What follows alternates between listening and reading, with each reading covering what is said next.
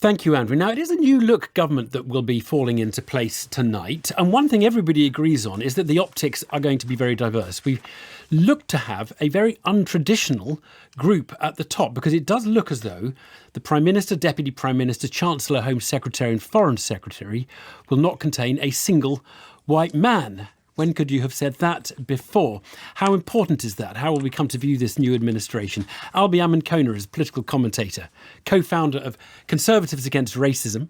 Ayesha Hazarika works for the Evening Standard, writes for the Evening Standard and the iPaper, and is a Times radio presenter, and used to advise the Labour Party. Albie, how much difference is it going to make if we get this top team that we think we're going to get? I think what's quite notable is that it actually feels quite normal. And I think it's a very notable moment for Britain, being, I think, probably the only Western multicultural country to achieve this, beyond many of the other European countries, the US and Canada. And so what difference will it make? I think progress is rarely happens just because of appointment alone. Actually, it happens because of actions. And one of the things that I would really like to see that we've not actually heard of at all during the leadership race is a commitment from the Prime Minister and her diverse cabinet, as you said, to the implementation of the Inclusive Britain strategy, which, of course, Liz Truss, as Minister for Women and Equality, has played a key role in. Well, does she really believe this stuff, in your view, Albie? Is she into it or not?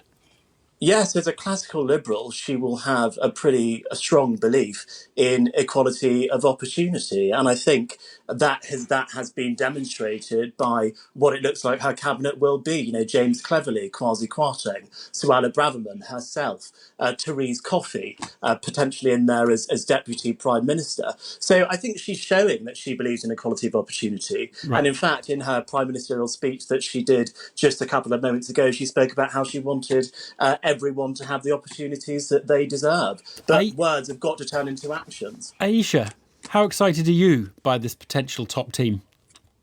Well, look, I think you have to recognise and commend diversity in political leadership. And I do give the Conservative Party credit for that.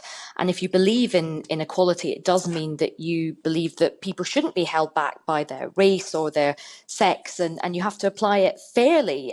You have to apply it fairly, even if you sort of disagree with people. But I do agree with what Albie said. It does come down to what you do. We've had 2 female prime ministers. We have not exactly had a feminist nirvana delivered by that.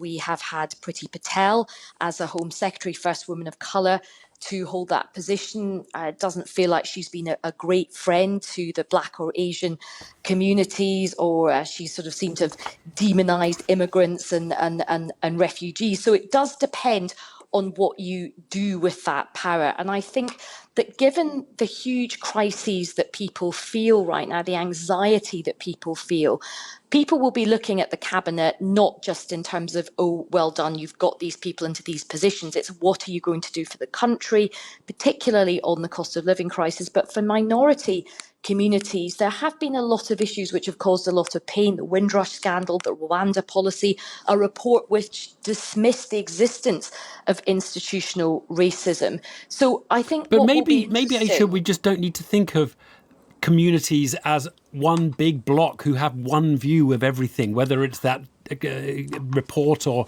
the Rwanda policy. That people have lots of views and they may differ, may not. Colour of skin may not be the way that people form their views. Well, I think with respect, a lot of people with, different skin colours absolutely don't think that their views should be homogenous. But I think many people right now are feeling very anxious about things that have happened, particularly the issues that I've just talked about, the Rwanda policy, the Windrush policy scandal that happened to this country. And I think people will be, on the one hand, if we're going to celebrate people from diverse backgrounds getting into positions of power, and I do think that's important, I think representation does matter to people. If there's that phrase, if you can see it, you can be it. But for me, it's not just about you achieving greatness for yourself. It's what do you do to help other people from your background, or as a female leader, what do you do to help other women. And I think I that's what this cabinet will be judged on, particularly with this cost of living crisis. Ayesha, Hazarika, Albie Amankona, thank you both for that. Now,